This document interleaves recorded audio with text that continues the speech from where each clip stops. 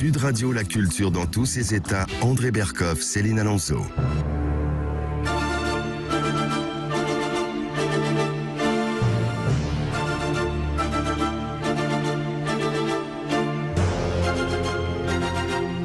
Eh oui, sublime bande originale du film Itinéraire d'un enfant gâté, composé par l'immense Francis Lay, qui a signé, André Berkoff, les partitions de 35 films de Claude Lelouch. Alors, faut le dire, Claude Lelouch, il a 85 ans, il a l'âge d'être véritablement un enfant gâté, ce qu'il a été d'ailleurs toute sa vie, il était un enfant gâté. Et c'est quelqu'un, je vais vous dire, il faut aussi parler de soi. Moi, j'avais quel âge ? Allez, 25 ans, 24 ans, quand j'ai vu Un homme et une femme. Et je me rappelle toujours, j'étais très frappé de la critique de Michel Cournot dans l'Observateur d'Un homme et une femme. Il a fait un texte extraordinaire et qui traduisait tout à fait ce que j'ai senti et que des millions de gens ont senti quand ils ont vu Un homme et une femme. Parce que c'était, voilà, il n'y a pas à définir le cinéma. Claude Lelouch, il parle cinéma, il filme cinéma, il chante cinéma, il bouffe cinéma, il a sa vie à travers le cinéma. Et d'ailleurs, Un homme et une femme, c'était Palme d'Or en 66, 2 Oscars en 67, 60 ans de carrière, je dis ça pour les auditeurs de Sud Radio, 50 films, et puis quels acteurs. Et puis c'est formidable. Il s'est paxé avec tous ces acteurs. Claude Lelouch, Belmondo, dans L'Itinéraire d'enfant gâté, Les Misérables, Lino Ventura et Jacques Brel dans L'Aventure, c'est l'aventure. Yves Montand et Annie Girardot dans Vivre pour vivre. Annie Girardot encore. Johnny Hallyday dans Salon on t'aime. Jean Dujardin. Et ça continue encore et encore. Et il y a quelque chose de formidable, Céline, chez Claude Lelouch, c'est qu'il aime la vie. Et la vie, le film. Et oui, il fêtera bientôt son 85e anniversaire, André Berkoff. Et à cette occasion, un spectacle symphonique exceptionnel aura lieu à Paris le 14 novembre au Palais des Congrès donc de Paris. Avant d'être joué, bien entendu, dans tous les zéniths de France, il sera avec nous dans un instant et il nous dira tout. À tout de suite. Sud Radio, la culture dans tous ses états. André Berkoff, Céline Alonso.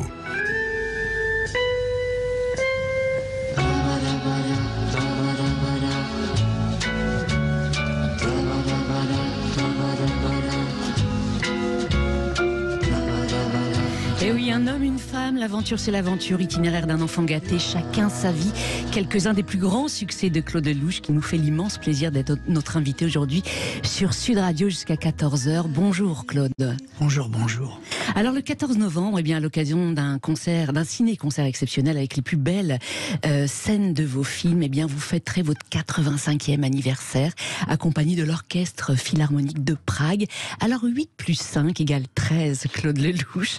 C'est votre chiffre porte-bonheur, tout le monde le sait. Êtes-vous toujours aussi superstitieux ? Mais oui, je ne suis pas assez savant pour me permettre de ne pas être superstitieux.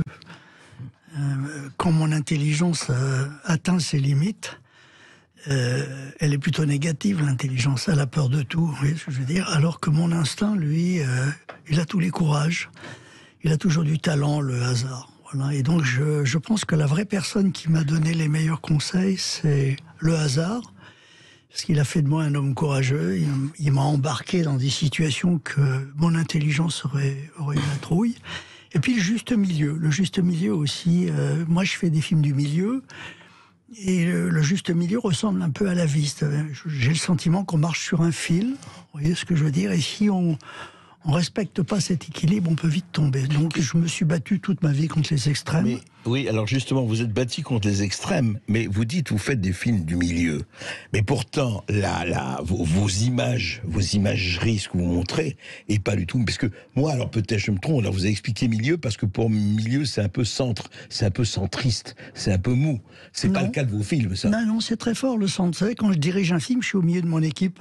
Ouais. Je suis autant avec le gars qui a le salaire le plus bas qu'avec la star qui a un super salaire. Je comprends, j'essaye de me mettre à la place des gens avec qui je travaille.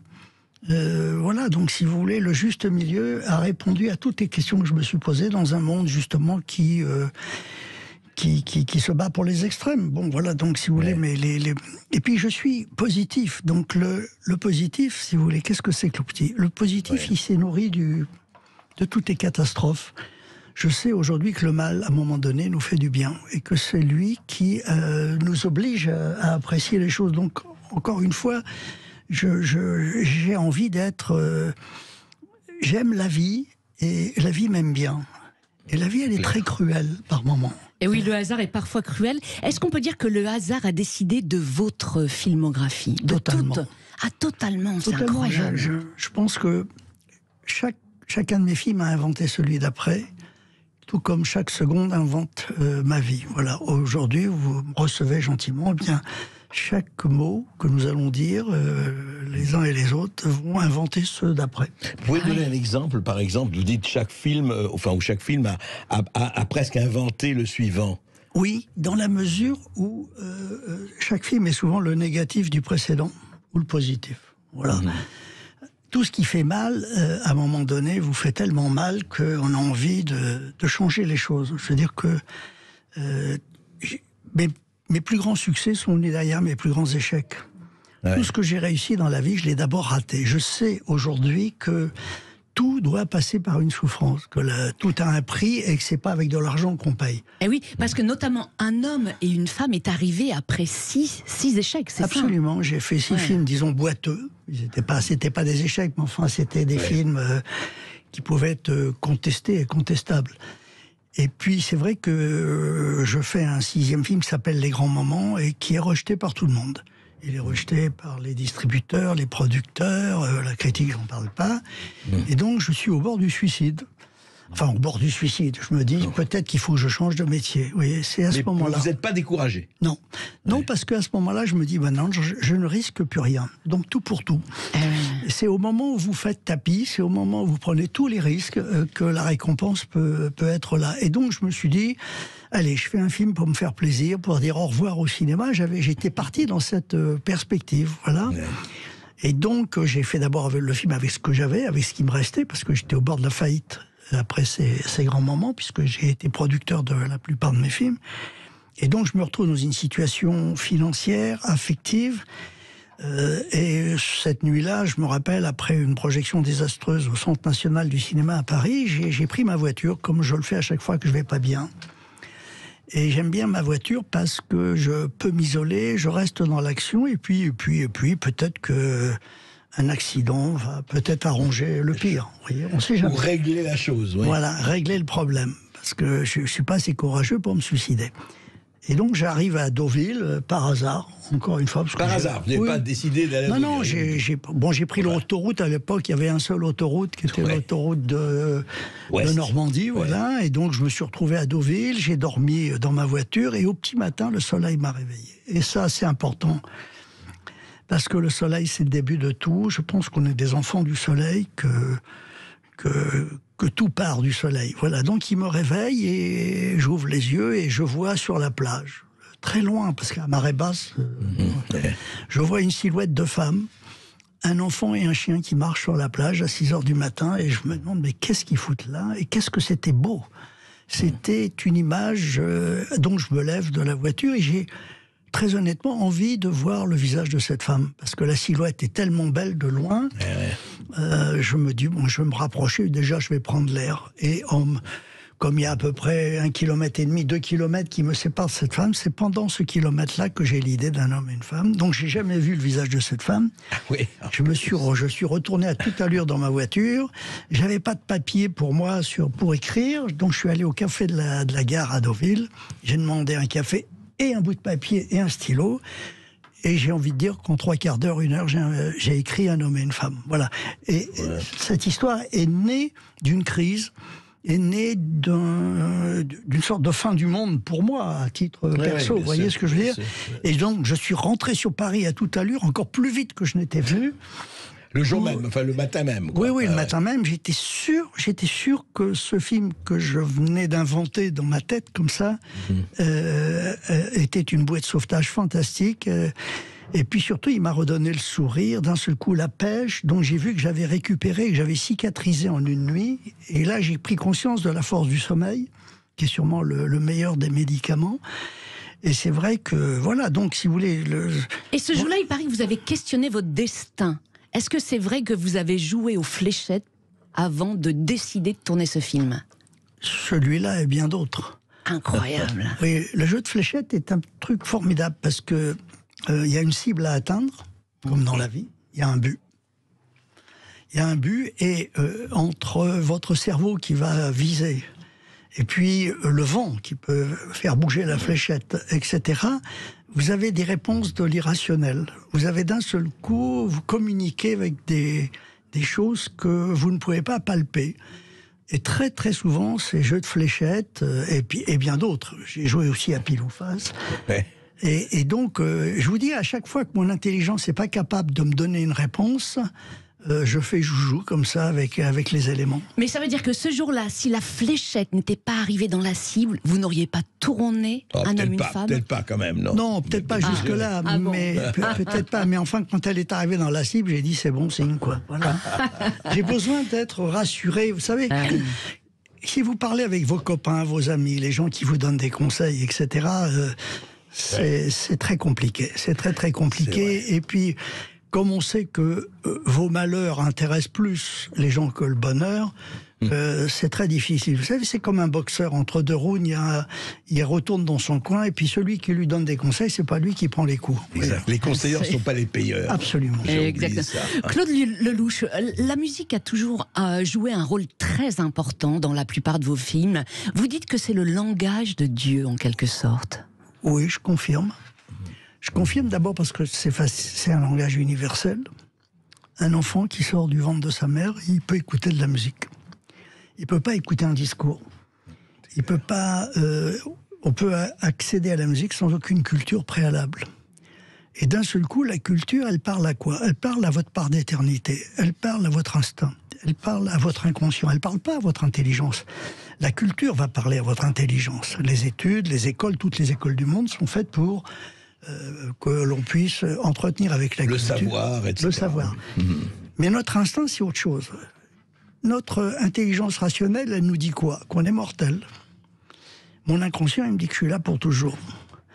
Vous voyez, il a une part d'éternité. Et la musique, elle vous parle pas de la mort. C'est toujours quelque chose de magique qui vous fait décoller. Moi, je décolle avec la musique.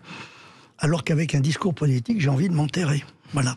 Ah oui, c'est le meilleur des médicaments, dites-vous, c'est ça? C'est bon, c'est un de mes médicaments préférés. En tous les cas, c'est celui que je prends en premier quand j'ai un coup de blues. Mais quand vous avez compris précisément que la musique, en fait, était un acteur essentiel dans un film? Alors, encore une fois, après mes premiers films boiteux, j'ai été boiteux financièrement aussi. Et je suis tombé sur les Scopitones. Ah oui. Gérard Cyr, qui était un les ancêtres des vidéos. Voilà, c'est l'ancêtre du clip. Du clip, ouais. Et un jour, on m'a proposé de faire donc ces fameuses Scopitones, qui étaient ces petits appareils qu'on voyait dans les bistrots, mais en plus du son, il y avait l'image. Et là, je me suis éclaté. Donc on me donnait des musiques, donc je partais de la musique, et ensuite je mettais des images dessus. C'est pour ça qu'aujourd'hui, j'enregistre toutes les musiques de mes films avant le film. Systématiquement. Systématiquement, oui. Avant même de commencer le tournage. Mais évidemment. Oui, parce que la musique, encore une fois, va mettre de l'irrationnel dans mon rationnel. Le rationnel, il me fait peur. Puis il a peur de tout, vous voyez, je veux dire, c'est un signal d'alarme, etc. Et puis, il manque de courage, le rationnel. Voilà. Et puis, vous savez, on vit dans un jeu. La vie est un jeu. C'est un jeu, c'est une sorte de super Monopoly fantastique. Et le problème de tous les jeux, c'est les tricheurs. Les tricheurs et les grincheux. Tous nos emmerdes viennent des tricheurs et des grincheux. C'est vrai. Donc j'ai essayé très très vite de détecter les tricheurs. En plus, c'est les plus sympas, les tricheurs. Ouais. Ils ont un charme fou, on a envie de... Les femmes adorent les voyous, enfin c'est bien connu, elles ont raison, ils sont drôles, mais... Tous les emmerdes de la Terre, tous les emmerdes viennent des tricheurs et des grincheux. Donc j'ai essayé. Quelquefois, ce sont les mêmes d'ailleurs. Il y en a, quelquefois, ce sont les mêmes. Alors là, c'est les champions du monde, ceux-là. Et comment ça se passe? Alors expliquez-nous, comment vous travaillez surtout les thèmes musicaux de vos films avec les musiciens? Alors, comment ça se passe, dites-nous? Le musicien, enfin Francis Lay, ou Michel Legrand, ou Claude Bolling, tous les Ibrahim Malouf pour le prochain film, sont les premières personnes à qui je raconte mon film. Je leur fais pas lire le film, je leur raconte. Je leur raconte le film en détail, comme ça, Et il m'écoute pendant 2-3 heures. Je donne des tas de détails. Voilà, Francis Lay, quand on a fait Un homme et une femme, il est la première personne au monde. Il a été le premier spectateur d'un homme et une femme sans image. Voilà. Ouais. Vous racontez, vous lui dites, Je voilà lui ce qui se raconte passe, le film que j'ai dans la tête, le film que j'ai imaginé. Vous ne lui laissez pas un texte. Vous racontez. Non, parce que le texte, s'il lit un texte, il va faire sa mise en scène. Eh oui. Vous voyez ce que je veux dire?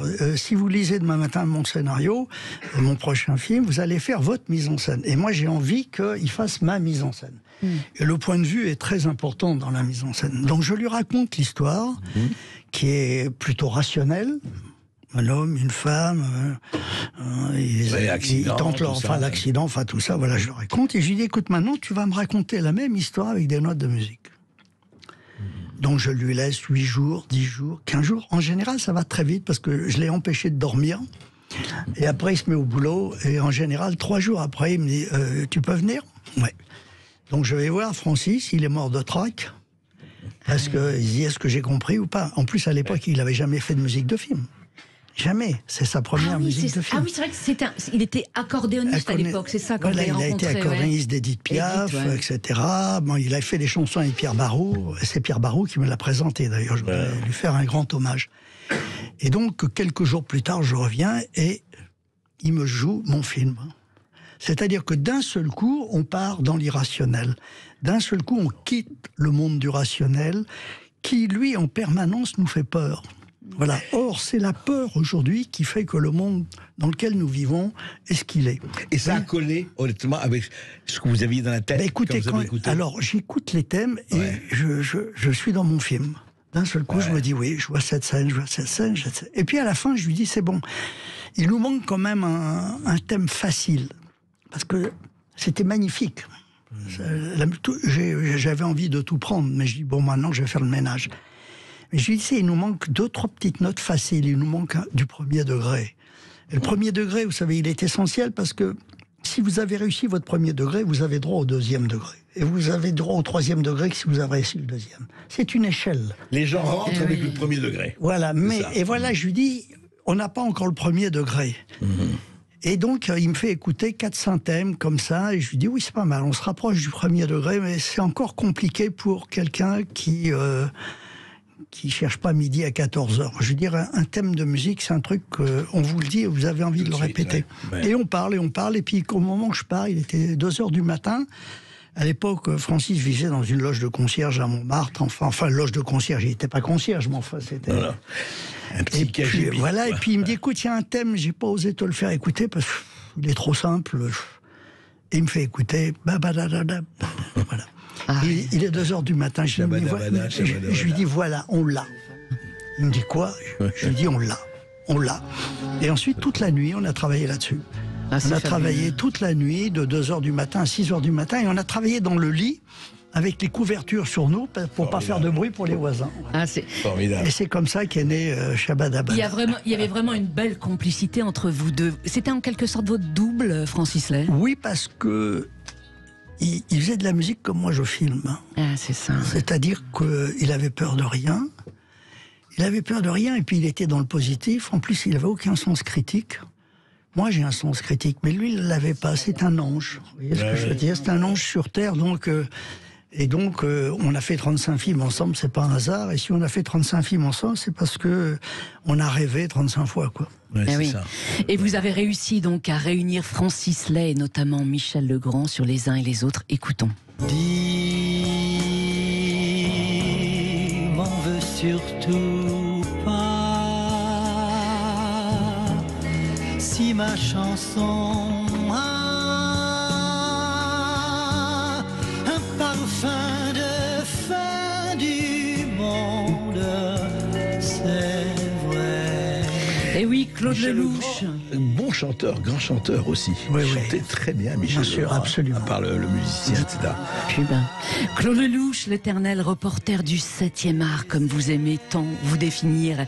On se retrouve dans un instant sur Sud Radio. Alors reste avec nous, à tout de suite. Sud Radio, la culture dans tous ses états. André Berkoff, Céline Alonso.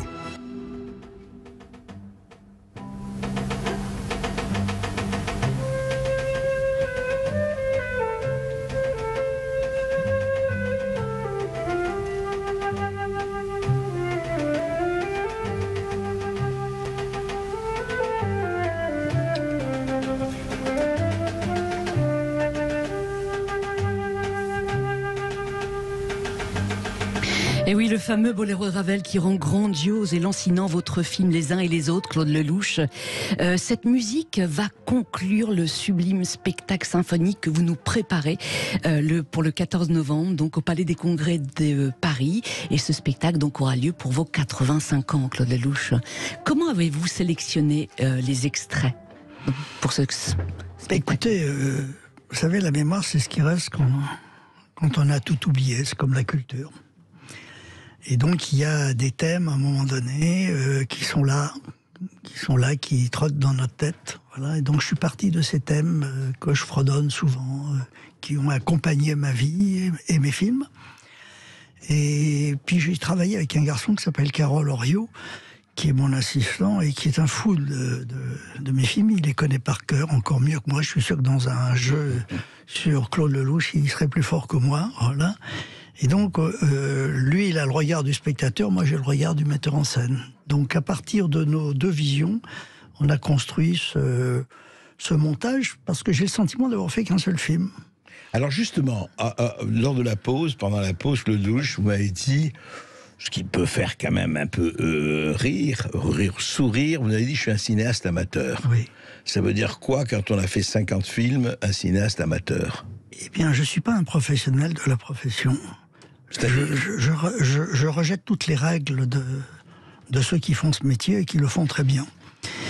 Mais moi, je suis une concierge. Je suis une concierge de luxe. Tout m'intéresse, tout me passionne. Bah, tout le monde, non? En fait, tous les... Non, mais je veux savoir ce qui se passe à tous les étages, et au sous-sol, et à la cave, et tout. J'ai une curiosité dévorante. Je veux dire que tout m'intéresse, le pire, le meilleur, les gentils, les méchants, voilà. Et je suis d'une lucidité bienveillante avec tous ces gens-là. Mais quelle est la force d'un cinéaste amateur, alors, Claude Lelouch? Il fait ce qu'il veut. Il est libre. Il est pauvre, mais il est libre. Il est libre. J'ai pas les contraintes des producteurs. J'ai pas les contraintes de la distribution. Si mon film est réussi, il sera dans toutes les salles. S'il n'est pas réussi, personne n'en voudra. Voilà. Et puis, quand vous faites des films d'amateurs, vous les faites pour vous. Vous vous faites plaisir. Voilà. Et c'est quand vous faites très plaisir à vous-même que vous pouvez de temps en temps faire plaisir aux autres. Voilà, vous savez... vous faites des films d'abord pour vous faire plaisir à vous. Bah, totalement. C'est clair. Totalement. J'ai fait vous ne pensez pas au public, très sincèrement. Mais non, parce que le public, il a toujours raison, même quand il a tort. Et j'ai beaucoup de respect pour le public. Quand il me fait cocu, je suis très malheureux. Quand il vient pas, je suis malheureux, comme un garçon qui va à un rendez-vous amoureux, puis elle n'est pas là. Vous voyez ce que je veux dire? Je souffre. Et tout ce que j'ai fait, c'était pour... Vous savez, tout le mal qu'on se donne dans la vie, c'est pour aimer ou être aimé. Tout le reste, c'est des lots de consolation. Vous faites le métier que vous faites pour qu'on vous aime bien, qu'on vous admire. Et vous aussi, madame, voilà. Donc, moi aussi, je fais des films pour Truffaut. Il m'a dit, moi, j'ai fait des films pour draguer. Voilà. Au départ, il m'a dit, ça sera plus facile pour moi de prendre des gonzesses dans mes bras. Voilà. Puis après, il s'est intéressé au cinéma. Mais dans un premier temps, il pensait aux femmes. Voilà. Et j'en connais plein d'autres. Un certain Lelouch, un certain Chabrol, et Godard. Voilà. Voilà. Donc, si vous voulez, tout ce qu'on fait dans la vie, c'est pour être aimé. Ou aimer, voilà. Et tout le reste, c'est le sujet principal de l'humanité, c'est l'amour. Eh oui. Et pour tous ceux... bon, alors il y a quelques exceptions qui font passer le fric avant l'amour, et ces gens-là, il suffit de voir leur vie. C'est un cauchemar, c'est une catastrophe, voilà, ils passent à côté de tout. Mais l'amour est au cœur de tout. Je veux dire que c'est le sujet principal de l'humanité. C'est ce qui nous intéresse le plus au monde. Oui, donc c'est pour ça que je me suis intéressé à ce sujet. Oui, mais alors justement, ok, l'amour, pour être aimé, c'est vrai que c'est un moteur extrêmement fort. Et comme vous dites, c'est le moteur de l'irrationnel et de l'inconscient. C'est pour ça que ça marche si fort. Sauf que vous dites... Je fais des films pour me faire plaisir, et c'est une très bonne chose. Quand vous savez que le film est abouti, vous dites, voilà, ça va, maintenant, c'est ça. Eh bien, quand le film est fini, je découvre mes films quand ils sont finis. Les fins de mes films, je les découvre au moment du tournage. J'attends d'avoir tourné le film pour savoir comment ça va se terminer. Je ne connais pas la date la date de ma mort. Votre histoire, nous sommes trois autour de cette table, on ne connaît pas la date de notre mort. Peut-être que si on la connaissait, on ne serait pas là en train de discuter. Nos parents savent quand on vient, mais personne ne sait quand on s'en va. Voilà. Est-ce que la mort, c'est un sujet qui vous effraie? Non, pas du tout, parce que je pense que c'est la plus belle invention de la vie. C'est un truc fabuleux. C'est un truc fabuleux, c'est... D'un seul coup, vous payez 100% d'impôts, on vous retire tout. Et donc, vous êtes obligé d'un seul coup de basculer dans la générosité. Vous voyez, vous cessez d'être radin. Vous cessez d'avoir tous les défauts. Non, et puis, moi, je pense qu'on est là pour très longtemps. Je pense qu'on recycle le meilleur de chacun d'entre nous d'une vie sur l'autre. Je dis recycler, hein, j'aime pas le mot réincarnation. On sait recycler les ordures, on peut recycler les êtres humains, vous voyez. Mais je pense que le meilleur de chacun d'entre nous est conservé d'une façon ou d'une autre. Et là, je peux pas vous répondre comment. Bien sûr. Et avec ce meilleur, on a inventé le monde dans lequel on est. Mais Claude Lelouch, est-ce que vous n'êtes pas un peu... Parce que le pire aussi peut être conservé et recyclé. Bien sûr. Malheureusement, c'est ça. Hein. Non, parce que l'irrationnel est très intelligent. Vous voyez ce que je veux dire? Et donc l'irrationnel, c'est faire la sélection entre ce qui est positif et ce qui est négatif. Encore une fois, toutes les grandes catastrophes de l'humanité se sont révélées positives. Elles ont toutes été les inventeurs des merveilleuses machines que nous connaissons aujourd'hui. Voilà. Il fut un temps où le meilleur ami de l'homme, c'était son chien, maintenant c'est son portable. Voilà. Oui. Je ne sais pas si on a gagné au change, mais c'est un autre problème. Juste, ça me rappelle cette phrase de mon grand-père, mais je pense... Et là, il vous aurait aimé, il disait « La vie est une maladie mortelle sexuellement transmissible ». Mais tout à fait, je suis tout à fait d'accord avec lui. En fait, Claude Lelouch, on peut dire que vos deux acteurs favoris, c'est la caméra et la vie, en quelque sorte. C'est-à-dire que la caméra me permet de mieux voir le monde. Et puis elle me rend... Quand je suis derrière ma caméra, j'ai plus peur de rien. Dans la vie, je suis assez trouillard comme tout le monde, mais quand je suis derrière ma caméra, j'ai tous les courages. Tous les courages, et puis la caméra et la musique, qu'est-ce que c'est que la caméra? C'est un microscope. C'est un microscope absolument incroyable qui nous permet de voir l'invisible, qui nous permet de voir ce qu'on ne voit pas à l'œil nu. Ce que j'aime dans mes films, c'est quand j'arrive à filmer l'invisible. Quand j'arrive à filmer ces petits parfums de vérité, personne détient la vérité, personne. Mais les parfums de vérité existent. Ce que j'aime au cinéma, c'est la spontanéité. J'aimerais qu'on dise de moi que j'étais le metteur en scène de la spontanéité. La spontanéité, c'est un mi-chemin entre le mensonge et la vérité. Et à un moment donné, on ne sait pas pourquoi, on est spontané. Et cette spontanéité vous rend attachant, touchant, d'un seul coup. On se dit, même s'il se gourre, il a l'air d'y croire. Je voudrais prendre un exemple quand même. Je voudrais savoir si ça c'est venu spontanément ou pas, parce que pratiquement la quasi-totalité, je suis sûr, des auditeurs de Sud Radio et des spectateurs ont vu vos films, en tout cas beaucoup de vos films. Cette fameuse scène où il y a Aldo Maccione, tous ceux qui marchent, la marche... L'aventure, c'est l'aventure. L'aventure, c'est l'aventure, voilà. C'est au bord de la plage, pour séduire les filles. Alors, est-ce que ça, par exemple, c'est venu comme... Elle n'est pas dans le scénario. Elle n'est pas dans le scénario. Elle n'est pas dans le scénario. On était en train de tourner L'aventure, c'est l'aventure à Antigua, sur une plage merveilleuse, et c'était un dimanche matin, c'est-à-dire on tournait pas ce matin-là. Et il y avait 5 jolies filles sur la plage, moi je les voyais de mon bungalow, et à un moment donné je vois Aldo qui passe devant, en marchant comme ça. Manifestement, il travaillait pour lui. Manifestement, il essayait d'attirer les regards de ces jeunes filles. C'était pas dans le scénario, c'était pas... Mais non, et je vois très bien que les filles en ont rien à foutre. Elles parlent entre elles, ils passent une fois, 2 fois, rien du tout. Et là, je suis mort de rire, j'ai jamais tant ri de ma vie, parce que je dis, voilà, d'un seul coup, c'est l'apologie de la frime. Voilà, et la frime, c'est redoutable. Et donc, je réveille Lino, je réveille Brel, je réveille tout le monde, parce que les filles ont passé la matinée sur la plage. Elles étaient en plein soleil, et elles ont... C'est 5 concierges. Elles n'avaient rien à faire. Elles n'avaient rien à foutre, elles étaient au soleil. Voilà. Donc, je ramote tout le monde, je sors ma caméra, et je dis, écoutez les gars, on va tenter un coup, on va voir si en passant devant ces filles, vous les intéressez. Et Lino me dit, non, tu peux pas me faire une connerie pareille. Je lui dis, c'est pas une connerie, tu vas voir, on va rentrer dans le monde de l'efficacité. Et puis j'ai tellement ri tout à l'heure avec Aldo. Et puis je l'ai fait passer une fois, et dès que je les ai fait passer une fois, Lino dit, mais je vais leur expliquer comment il faut marcher. Vous voyez ? Donc d'un seul coup, Lino avait besoin d'être rassuré. Et après, on a passé la matinée, j'avais la caméra, les filles n'ont jamais vu la caméra, c'est pas des figurantes. Oui, c'est ça. Ce sont ça. Vous étiez derrière elle. Et là, c'est cette fameuse spontanéité dont je vous parle. Donc, la scène est née de mon observation. Et j'ai tellement ri, je dis, je vais faire rire la terre entière avec ça, si on arrive à le faire. Et donc, les filles n'ont jamais su elles savent même pas.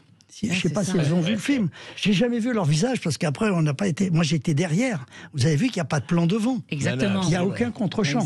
Et c'est parce qu'il n'y a pas de plan sur les filles que la scène est formidable. Ah bah c'est clair. Vous voyez, On parce les voit eux en train de. si je les vais les voir et je leur dis on fait un film, alors elles vont faire semblant de regarder, de pas regarder. D'un seul coup, on va tomber encore dans un cinéma fabriqué qui manque de spontanéité. Eh oui. Et c'est pour ça que cette scène a fait le tour du monde et qu'elle est devenue ce qu'on appelle culte. Culte, Voilà. ouais. Et les dialogues, vous les improvisez souvent sur le tournage?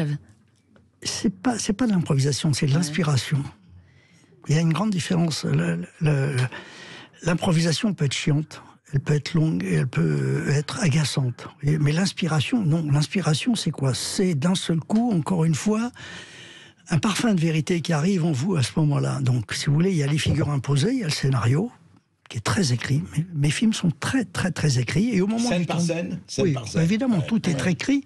C'est ma roue de secours, au cas où on ne serait pas en forme. Et au moment du tournage, on rentre dans le présent. Et là, au moment du tournage, j'ai tous les éléments. J'ai la lumière, j'ai les acteurs, j'ai la musique, j'ai les dialogues, j'ai les accessoires. Et puis, j'ai le soleil qui joue pas, la lumière, voilà. Et puis, au moment du tournage, on remet tout en question. Tout en question, parce que là, on boxe. On est sur le ring, on donne des coups, on en reçoit. Et à partir de cet instant, j'ai plein de dialogues qui arrivent pendant le tournage. Comme je suis l'auteur de mes films. Donc je peux effectivement piétiner Claude Lelouch, auteur, et je ne suis pas obligé de le respecter. Donc je peux, pendant le tournage, lancer aux comédiens des dialogues qui me viennent, et ils n'ont qu'à les répéter. Et on est dans la spontanéité. Quand ils répètent, ils n'ont pas eu le temps de le jouer. Ils n'ont pas eu le temps de le travailler. Ils répètent la phrase à toute allure, comme dans la vie. Et puis je joue avec mes comédiens, ils connaissent pas la fin du film. Quand Anouk Aimée arrive sur le quai de la gare d'un homme et une femme, elle sait pas que Trintignant va l'attendre. Quand Girardot attend Belmondo qui descend de l'avion ou pas, elle sait pas s'il va descendre ou pas. Ils ont pas lu le scénario. Moi je connais pas la date de ma mort, j'ai pas lu le scénario de ce qui va m'arriver demain. Vous voyez ce que je veux dire? J'ai pas lu le scénario de la semaine prochaine. Et je le vis au fur et à mesure. Et c'est parce que je découvre le scénario au fur et à mesure qu'il y a ces moments magnifiques. Donc vous transmettez à l'instant vos dialogues aux acteurs en disant tiens, tu vas dire ça. Oui, oui, mais le tout dernier moment a toutes les vertus. A toutes les vertus parce qu'il est vrai. Et puis d'un seul coup, on peut plus tricher. Vous savez, quand dans la vie, il y a ce qu'on dit et ce qu'on pense. Voilà, il y a un gros décalage. Un gros décalage. Et puis quand vous allez à un rendez-vous amoureux, on vous dit je vais lui dire ça. Et puis elle est carrément à la fin de l'année, à la fin du repas, je vais la demander en mariage. C'est le scénario, c'est les figures imposées. Et puis vous allez à ce rendez-vous, elle arrive avec 1 heure de retard, elle est de mauvaise humeur, etc. Jamais vous la demandez en mariage. Vous voyez ce que je veux dire? Et donc le scénario a été changé. Donc si vous voulez, je change en permanence mes histoires. Et moi, je découvre mes films quand ils sont finis. C'est pour ça que j'ai beaucoup de mal à trouver des producteurs qui, eux, veulent tout savoir. Dès le début. Dès le début. Et moi, je ne sais pas combien va coûter un de mes films. Le montage joue un rôle très important.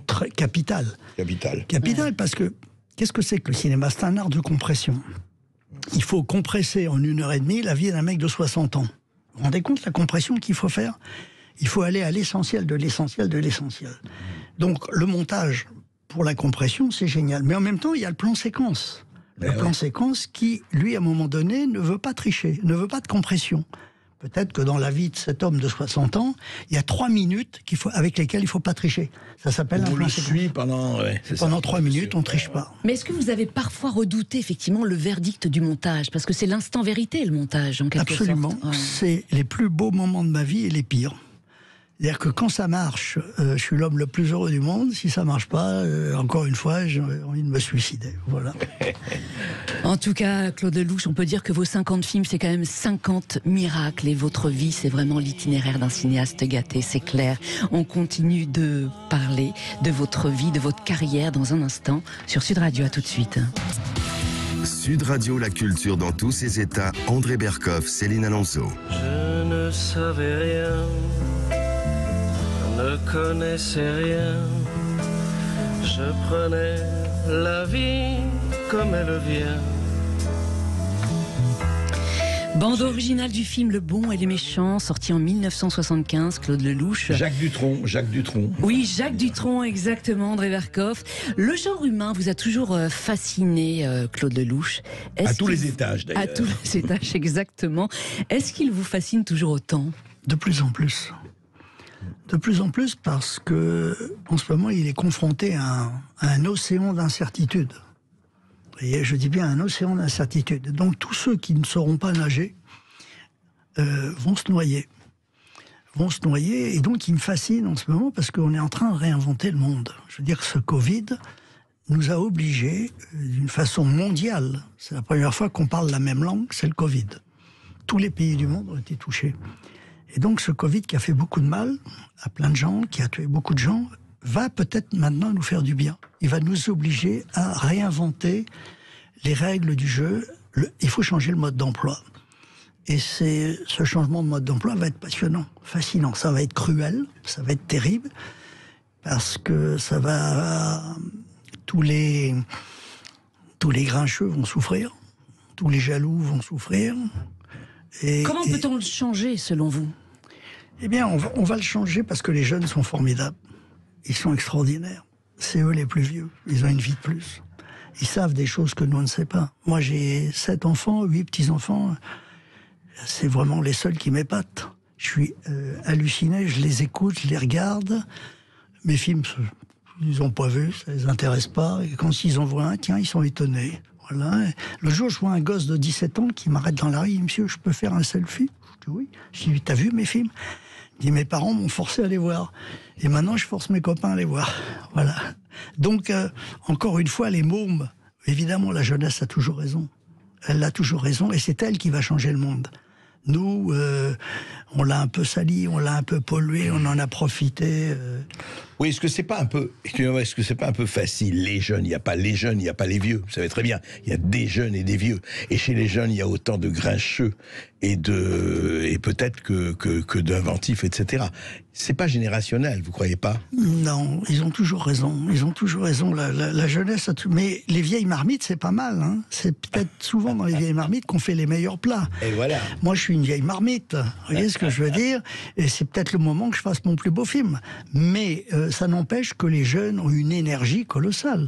Alors justement, votre prochain film, votre 51e film, vous êtes actuellement en pleine préparation. Oui, en pleine préparation. Ça va s'appeler la folie des sentiments, parce qu'on devient fou.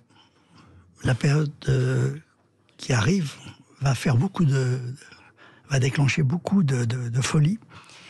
Et la folie, elle est intéressante. Elle est intéressante parce qu'elle prend des risques. Vous voyez, elle prend des risques et jamais on a eu autant besoin de prendre des risques. Aujourd'hui, on a besoin non pas de gens qui nous sécurisent, mais des gens qui prennent des risques. Voilà, le monde dans lequel on vit. Comme vous avez raison, mais attendez, tout nous incite aux zones de confort. On vous dit attention, faites attention, protégez-vous. La doxa, c'est ça, hein. Oui. C'est exactement le contraire de ce que vous dites. Absolument. Sur lequel je suis d'accord. Et c'était ça terrible, quoi. Et c'est terrible ce qu'on est en train de nous dire. C'est terrible tout ce qu'on est en train de nous dire. Et puis, je pense que cette guerre en Ukraine aussi est en train de brouiller les esprits. Mais quelque chose me dit, vous savez, j'adore les Russes, j'adore le peuple russe. Vraiment, c'est lui qui m'a donné envie de faire du cinéma. Et c'est Mikhail Kalatozov, avec Campas les Cigognes, qui a fait de moi un cinéaste. Et donc, j'adore ce peuple, et je pense que ce peuple, qui est très cultivé, qui est très musicien, c'est lui qui va foutre en l'air Poutine. C'est pas nous. Nous, on n'est pas assez courageux pour le faire. On est trop trouillards. L'Amérique, l'Europe, tout ça, non, on est des nazes. C'est pas nous qui allons avoir le courage. Mais c'est le peuple russe qui va foutre en l'air Poutine, et très très vite. Voilà, et donc je suis très optimiste. C'est une bonne chose pour l'humanité. Écoutez, on verra. Si Poutine représente le peuple russe, oui, ils vont le foutre en l'air. Tout ça, c'est quelque chose qu'on verra. En revanche, ce que vous dites sur le courage et la zone de confort, est-ce que votre film, ce film-là, le 50 et la folie des sentiments, parce qu'on vit actuellement dans un sentiment de folie, Claude Lelouch. Ben voilà, c'est pour ça que ça s'appelle la folie des sentiments. Vous savez déjà qui sera au casting de ce film ? Oui, mais je ne peux pas le dire encore. D'accord. Il sortirait quand ? Il sortirait. Alors d'abord, on va le tourner au mois d'avril-mai, l'année prochaine, si tout va bien, si les dieux du cinéma sont encore copains avec moi. Ouais. Et donc, il sortirait en 2024, un peu avant les Jeux Olympiques. Et comme c'est un film qui va être filmé comme une compétition sportive, ça va être très bien. Ah oui, parce qu'il faut rappeler qu'effectivement, dans les années 68, vous étiez effectivement reporter d'actualité. Vous avez couvert les Jeux Olympiques, les JO de 68 et tout. Aujourd'hui, le numérique a totalement changé votre cinéma, Claude Lelouch. Que vous a apporté cette technologie précisément ? Un rêve qui se réalise. Ce portable, le numérique, j'en ai rêvé toute ma vie. C'est formidable ce qui arrive. Aujourd'hui, vous avez 8 milliards de cinéastes sur la Terre entière. Tout le monde filme grâce à cette petite machine. Le portable a inventé la caméra la plus géniale du monde. Au niveau de la souplesse, surtout, c'est ça ? Non, mais même au niveau de la profondeur de champ, de la qualité de l'image, c'est impressionnant. Ouais. Ils ont dépensé des milliards et des milliards pour les amateurs. Ils n'ont jamais dépensé tout cet argent pour les professionnels. Nos caméras, nous, à côté... Elles sont nazes. N'oubliez pas que vous êtes un amateur. C'est pour vous. Ouais. Merci de me le rappeler. Est-ce que ça vous permet de capter davantage d'émotions ? Bien sûr. Ah oui. Mais bien sûr, parce que... Comment ça ? Expliquez-nous. D'abord, quand vous sortez une grosse caméra, les gens arrêtent d'être vivants, ils se mettent à jouer. Quand ils voient le gros machin... Ils se disent, il faut que je sois beau, il faut que je sois intelligent, C'est comme moi, quand vous m'interviewez, j'essaie de dire pas trop de conneries, vous voyez ce que je veux dire ? Non, ça va. Ça va. Ok. Et donc, si vous voulez, ces petites caméras, quand vous les sortez, les gens ne savent pas que vous filmez.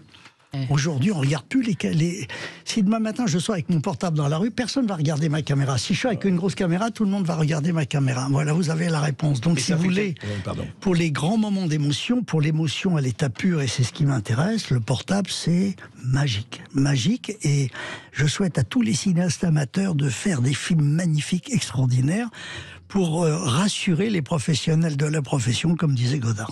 Ah oui. Et depuis quand vous filmez Moi, ça fait 4 ans. Avec les portables. 3-4 ans, 5 ans. 3-4 ans, ouais. Depuis que j'ai découvert cette machine. Et ça vous a vraiment changé la vie ? Enfin, la vie. Ça va changer la vie de mes films, en tous les cas. Oui. Ouais. D'accord. Oui, et oui, moins de pixels mais plus d'émotions, c'est un résultat incroyable. C'est exactement ça. Ouais, c'est Entre ça. Les pixels et les émotions, il n'y a pas... Il n'y a pas photo. Claude Lelouch, je voulais préciser qu'un coffret collector, Claude Lelouch 60 ans de cinéma, sortira le 17 novembre chez Métropolitane. C'est une anthologie qui va retracer toute votre carrière, c'est ça ?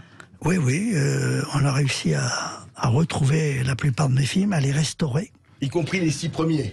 Oui, y compris, mais même les scopitones, même les pubs, même les courts-métrages, tout ça. Et donc, pour ceux... Si vous voulez, on a fait ce coffret pour les amoureux du cinéma et pour tous ceux qui, peut-être, un jour, voudraient en faire leur métier. Voilà. Oui. D'accord. Alors, chers auditeurs de Sud Radio, surtout ne ratez pas un spectacle symphonique incroyable qui aura lieu donc le 14 novembre au Palais des Congrès de Paris. Et pour ceux qui ne seront pas à Paris, ne vous inquiétez pas, parce que en 2023, il partira en tournée dans toute la France. Claude Lelouch, merci d'être venu sur Sud Radio. Je voulais juste préciser, vous qui êtes Montmartrois, que ce week-end, il y a un événement très important à Montmartre. C'est la fête des vendanges. Alors, chers auditeurs, si vous êtes à Paris et que vous voulez visiter Montmartre en chanson, rendez-vous tout de suite sur le site montmartreenchanson.com. Une comédienne hors pair propose des visites sublimes. Elle s'appelle Anne-Sophie Guerrier et elle vous connaît, Claude Lelouch. Tout de suite sur Sud Radio, c'est Brigitte Lahaie. Quelles sont les différences entre les hommes et les femmes pour communiquer et faire l'amour? Un sujet qui vous passionne, Claude Lelouch. Comment mieux se comprendre? Eh bien, réponse dans un instant sur Sud Radio.